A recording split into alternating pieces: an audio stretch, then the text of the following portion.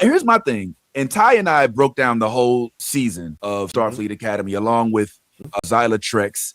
All right, because Anthony's too busy during the week and is not available because he's all over the country and he's interviewing people like Steven Spielberg and stuff like this. But we're still going to talk Trek. So I know you said the wife is on Discovery now. So get ready. If you want to join the Trek mob, we're going to put you right on in it. But we I watched the already whole. want to. She might get to join. She I might would have her love own that. story.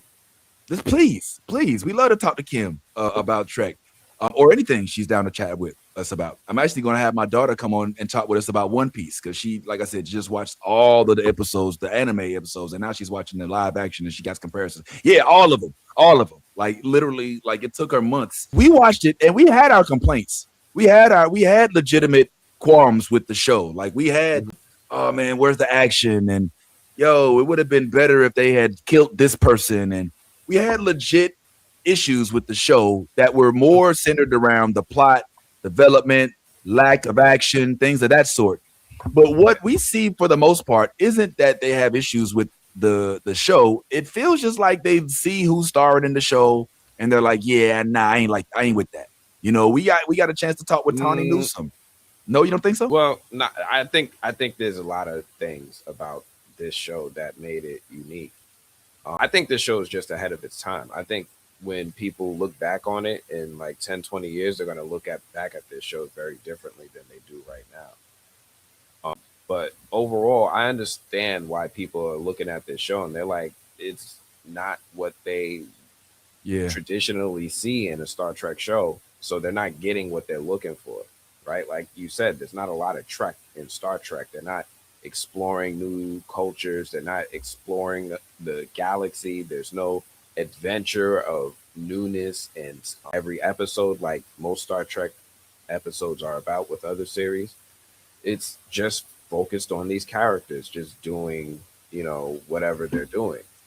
So Yeah. that's very different. I called it like Star Trek Saved by the Bell edition. It was Yeah, very much yeah, these yeah. kids, just adulting or trying to transition into adults.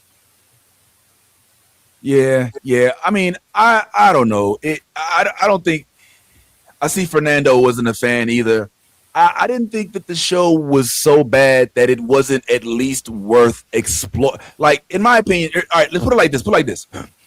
If you know you're going to cancel the show, why announce it before the second season? Do you want Um, the second season to fail? Right? Like it's almost like you're setting the second Ooh, season up well, to be terrible off rip. I got something for you. You Let's got to like take oh, into let's consider. Oh, go ahead, Ty. okay. Go ahead, Ty. All right, I was let's just get gonna in there. say, I hear you, Vince, but I think there's another way to look at this.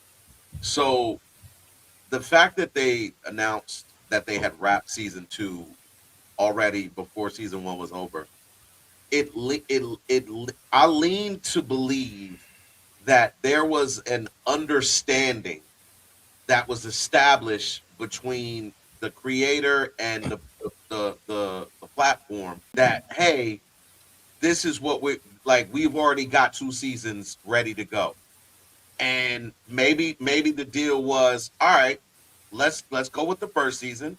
Let's see what the feedback is.